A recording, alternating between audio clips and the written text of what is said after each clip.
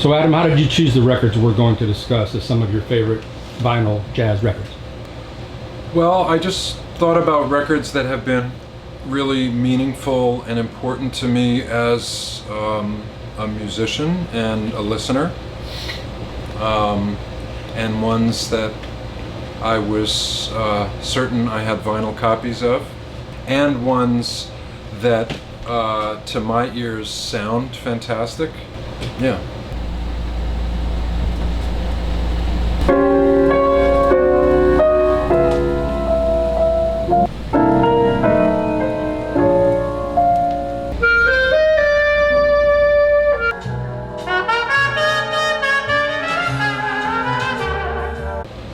Ellington Indigos with his orchestra. I've always been a big fan of Duke Ellington's, who isn't, his entire career. There's something I really love about 50s era Ellington in that I love what he was doing in this period, and also when he was signed to Columbia, he recorded at Columbia 30th Street Studios, the studio where Kind of Blue and all of Miles' discography was recorded at, which was, you know, one of the great recording studios in history, and the sound of the records is just incredible. I have a few LPs, original, you know, Columbia 6i LPs from this period, and I just love the music. I mean, the version of Prelude to a Kiss, Johnny Hodges playing, and the sound of the band, it's just unbelievable. It's a mono recording, it sounds incredible. I love mono recordings. When something was recorded as well as these records were recorded in a space like Columbia 30th Street, with a good system, you hear the depth as opposed to the, I mean, you hear the width. There's certainly still an image, but there's a, I think it might be a bit of a, like an aural mirage, but my tendency when I'm listening to it is to go into the music sort of in that front to back way.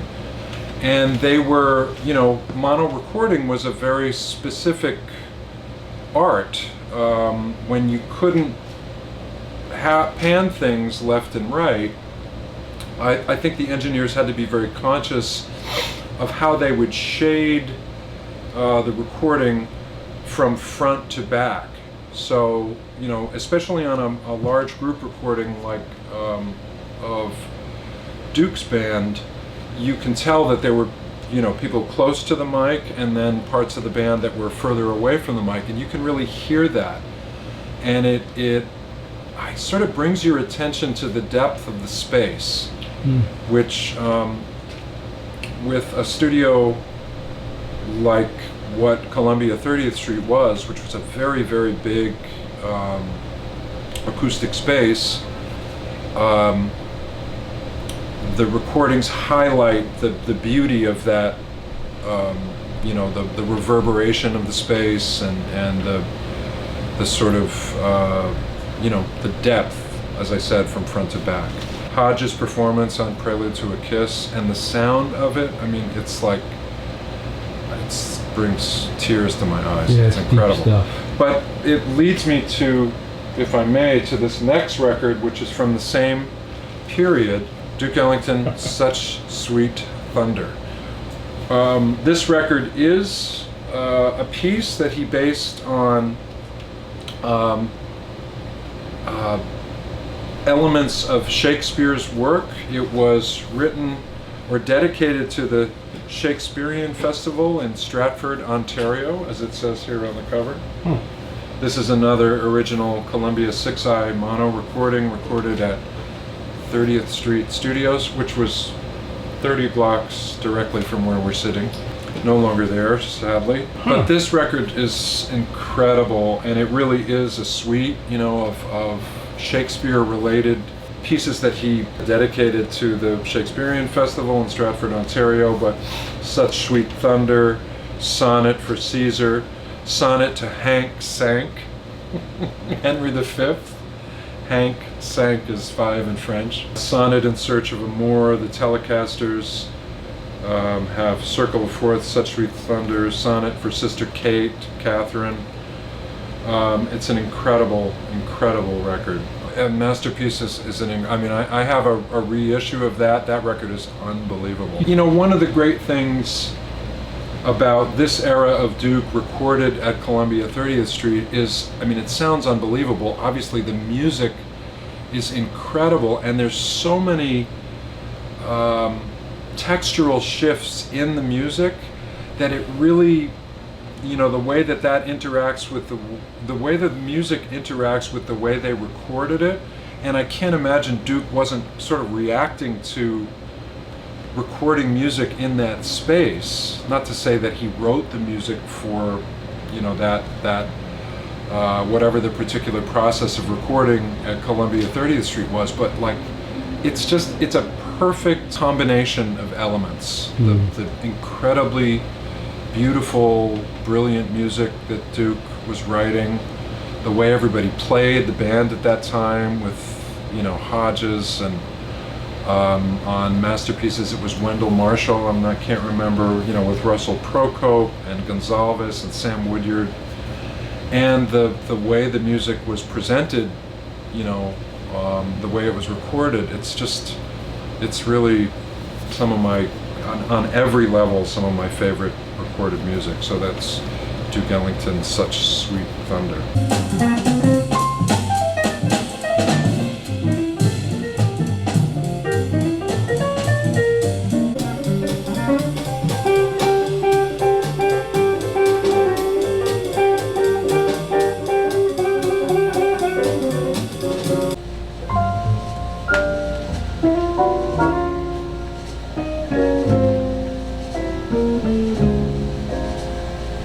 Wynton Kelly Trio with Wes Montgomery, Smokin' at the Half Note. I heard this when I was first learning how to play jazz. This is an original Verve pressing that in great condition, that I bought at a block party for next to no money. This was how I learned, or to the extent that I have, learned how to play the guitar in jazz. A lot of people were incredibly influenced by this. It's just, you know, it's a combination of Van Gelder recordings and live recordings. 4-on-6, Unit 7, no blues in the studio, and I think on this there's since been re-releases with a lot of extra stuff that they recorded at the Half Note. It's the Rosetta Stone for jazz guitar in the second half of the 20th century and beyond.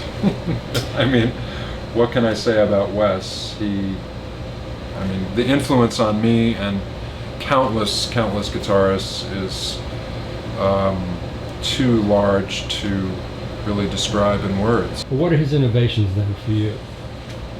Well, I mean, the innovations that you can really quantify are playing octaves. You know, I mean, that was his thing. He played with his thumb as opposed to with a pick, which changed the sound. I think he went back and forth when he was young, but eventually settled on playing with his thumb, which, you know, gives the basic sound is so identifiable. And the difference between playing with a pick and playing with your thumb is huge. He played chord solos in a certain way, with a certain kind of approach, and then, you know, there's so much that you can't really quantify. I mean, his swing feel, the way he plays lines through changes, his incredible melodic gift. There's always this, to me, palpable sense of incredible joy when he's playing. That's reminds me just of Charlie Parker in that way. Yeah, definitely. Yeah, and beauty and an unbelievable underlying, you know, logical architecture. Like I've transcribed a lot of his solos and been listening to him since I was young, and I mean, it's something close to perfect. I mean, it's amazing. I don't know how the hell he played solos like that, and I don't think he worked. I don't really know that he worked things out. It sounds like he's really improvising when he's playing, but it's like, it's a great example of, being and I mean, this sounds a bit corny, I guess, but sort of being a conduit for energies, and just kind of, it always sounds like the music is just flowing through him. Another incredibly important record for me, Coltrane Plays the Blues. It's really impossible to pick John Coltrane records to talk about because there's so many that had a profound influence on me.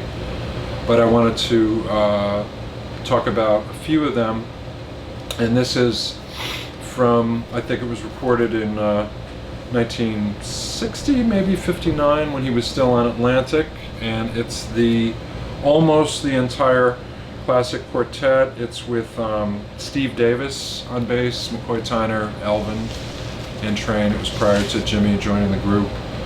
It's one of my favorite records of all time. He plays the blues, obviously, but there are tunes of his that are really, really, really special. Blues to Elvin, Blues to Bechet, Blues to You, Mr. Day, Mr. Sims, and Mr. Knight. The first three on side one, the second three on side two. And they're, compositionally, they're really, really special. Like, they're blues, but he wrote these really special tunes, and his playing on it is extraordinary. And I love the way Atlantic records sound. The great engineer Tom Dowd. This is a stereo version. My preference is with Atlantic for the mono things. They don't have the kind of beautiful large breadth of Columbia 30th Street or Van Gelder. They sort of sound a bit funkier. I think the space was more dead than like Van Gelder, certainly 30th Street.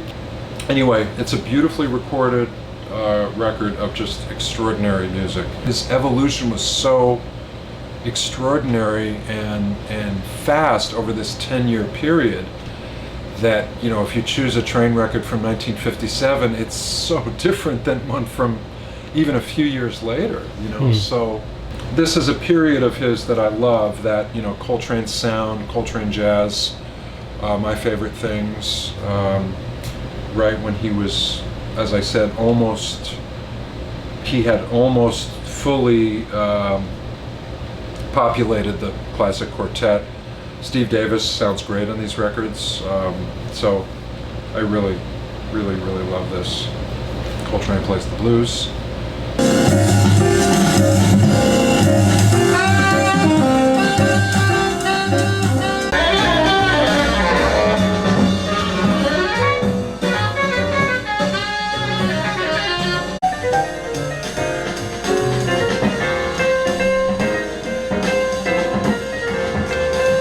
This is a record that has been very, very important for me. It's just called the John Coltrane Quartet Plays.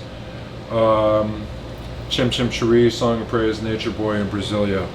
It's an unbelievable record. I heard this when I was really young. This is an original, I think it's a stereo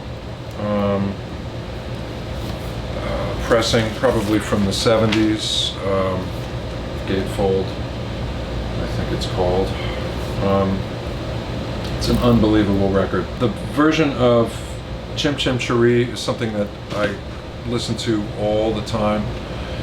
Sort of not a song we think of as being so extraordinary. What they do with it is so unbelievable. There's a piano figure that McCoy plays at the beginning of Major Seconds, kind of moving around over Elvin playing in 3, and Train plays soprano on it. He takes a first solo, McCoy takes a solo, and then there's a second solo. It's just, I mean, I don't even know how to describe it verbally. It's so unbelievably visceral. And as I was talking about before with Wes, I mean, if you programmed the solo into a sequencer that had the worst sound in the world, it would still sound unbelievable because the notes and rhythms and things are just, it's incredible. But with his, you know, obviously his sound and his phrasing, it's outrageous. Song of Praise and Nature Boy are amazing. The tune Brasilia and his solo on it are hard to describe with words. I think, you know, maybe a Proust or somebody would maybe do it some justice, but John Coltrane Quartet plays. This is Interstellar Space, which is a duet record with Rashid Ali. It's one of my favorite records of all time. The pieces are called Mars, Venus, Jupiter, and Saturn, and they are extended duo improvisations. It's an unbelievable record. Also recorded at Van Gelder Englewood Cliffs, for those interested in such things. This is a later copy. I don't have an original. It's strange. I think they re-released these records in maybe the 80s. It's like a green label MCA, and I think somebody put a whole bunch of reverb on it, which I grew up listening to this copy. This I've had since I was a kid. Yeah, it's ABC Impulse. I'm actually not sure if this is, I should know this, if it was posthumously released. It may have been released in the 70s, but it's one of the most extraordinary works of music I think ever made. Free. Yes, it is. Just tenor. Just tenor. Oh. Yeah, and his sound at this point, you know, was at one iteration of his evolution. It's particularly beautiful.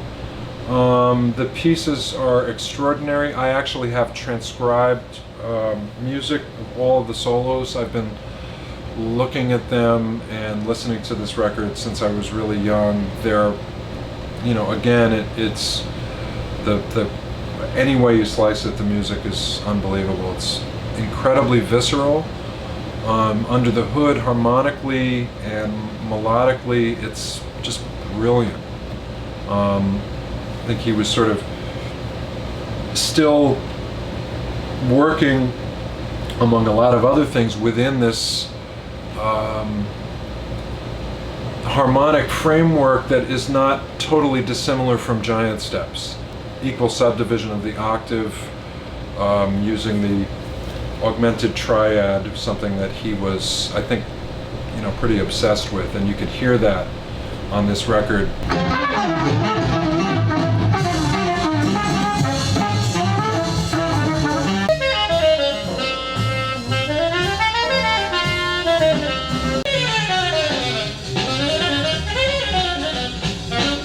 And this record, which my friend had and turned me on to, Milestones, Miles Davis Quintet, recorded in '58, I think.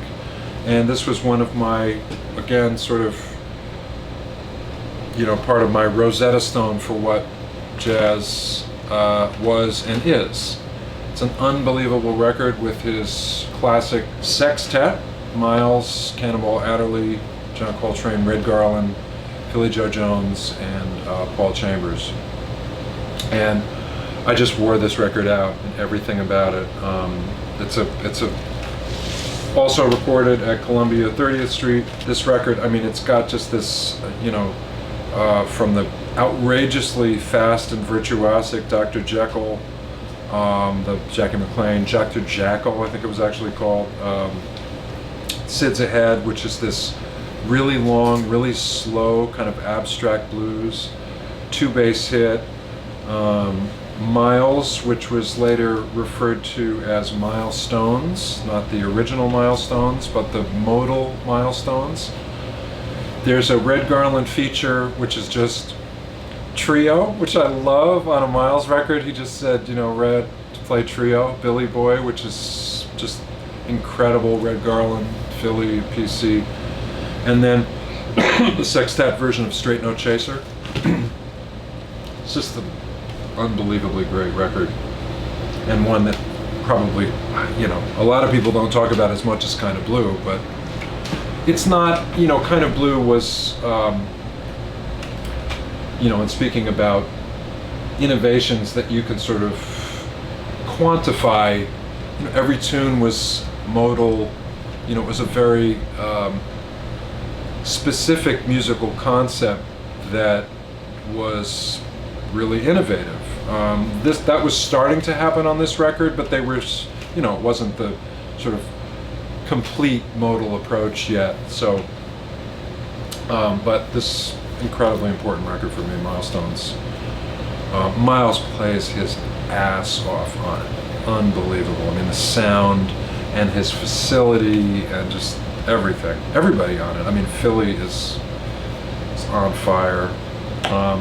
Anyway, this is a mono version of Miles Smiles from what is considered or mentioned as his second great quintet. Wayne Shorter, Herbie Hancock, Ron Carter, Tony Williams, and Miles. This is, even in the period of this recording, it's incredibly hard to choose one. Because for me, I mean, ESP, Miles Smiles, Nefertiti, Feet of Kilimanjaro, they're just, Nefertiti is one of my favorite records of all time. I love this record, and this is a nice 60s red label mono recording that I love the way it sounds. One of the great records, a version of Freedom Jazz Dance, the original, I don't think it was the original. I think Wayne recorded Footprints on Adam's Apple before this record. Amazing version of Footprints, very different from the Wayne version. The recording of Gingerbread Boy, which is amazing. And they do a thing with Gingerbread Boy that's a little bit different. As was typical with Miles, everything becomes sort of a Miles Davis conception. I mean, you can hear it on some 60s records where there are, he recorded Herbie and Wayne tunes that Herbie and Wayne recorded on their own records, and the sound of the tunes, they're the same tunes, but they sound almost like they're completely different. Miles's conception was so pervasive and influential. I can't remember if it was Tony who said Miles would influence the sound of the gig if he was in the last row of the audience. Anyway, that's Miles Smiles.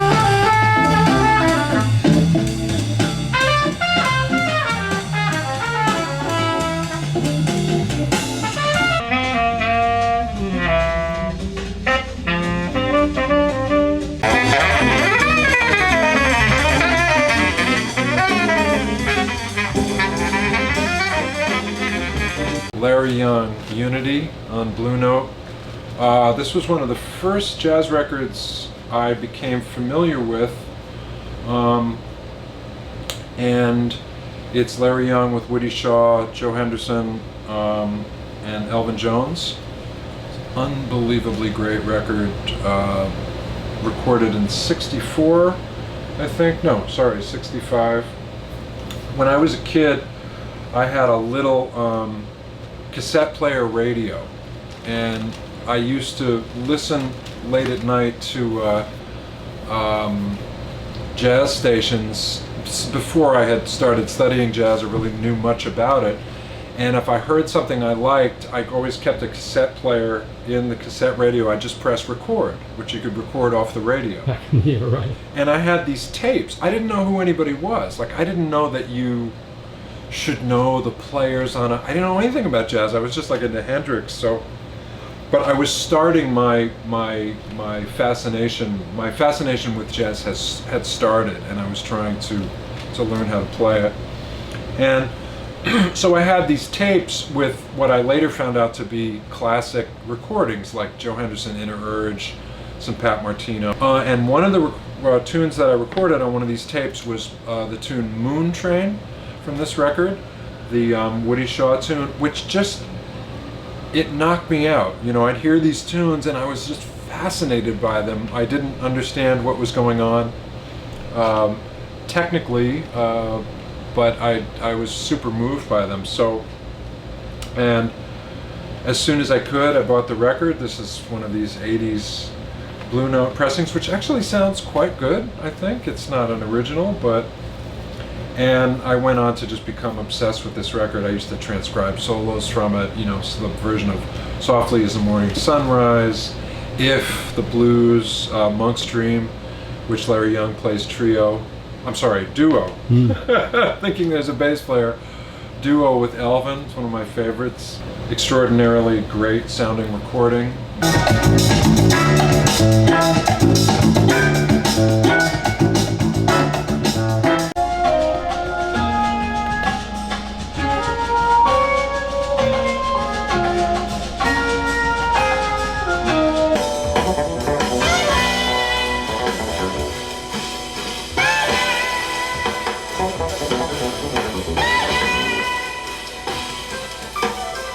Lastly, my dad heard this band on the radio playing a tune that became very popular, and he went out and bought the record, and there was a bass player on it who was doing something that was quite extraordinary by the name of Jaco Pastorius, and the group was called Weather Report, and I heard this record, Weather Report, Heavy Weather, really before I had consciously discovered jazz music. Went to see Weather Report a couple times at the Beacon with Wayne Shorter, Joe Zawinul. First group might have been Alex Acuna on drums, or it was Peter Erskine. Both times, Peter Erskine, Manolo Badrena, and the extraordinary Jaco Pastorius. And when I first heard this record, I wasn't listening to jazz yet. I was basically just listening to Hendrix all the time, and heard Jaco, and it just completely freaked me out. And then at the concert he would play Third Stone from the Sun, the Hendrix tune from Are You Experience, which that was, forget it, I was a total fan. Anyway, but you know, and Wayne's playing in Weather Report, and his tunes and Joe's tunes. This continues to be one of my favorite records of all time. I've been listening to it all the time since then. But this record was the, you know, just in thinking of choosing one, it was the first one that I heard. It had this incredibly profound effect on me, and it's a record that I think was sort of, to me, the pinnacle of that group. I love 8:30, I love Night Passage, but something about this, it's maybe, you know, when the first thing that you do, and there was some sort of insane excitement, you know, and they just were starting, and Jaco was just at his zenith to me. His solo on the tune Havona on this is one of the great works of music. Havona, Teen Town, Harlequin, Palladium. That's one of my all-time favorite tunes, man. Insane. It's so beautiful. Insane. The live version of Rumba Mama with Alex and Manolo going crazy. A Remark You Made, Harlequin, everything. And Havona, I mean, you know, it's just a brilliant, brilliant piece of music. And the way that they were using the studio to heighten the power of the music, it's just amazing. There's something about this record that, I don't know, it's like all the pieces were just working perfectly. Thanks a lot, Adam. You're welcome, Ken. Thank you. Pleasure to participate.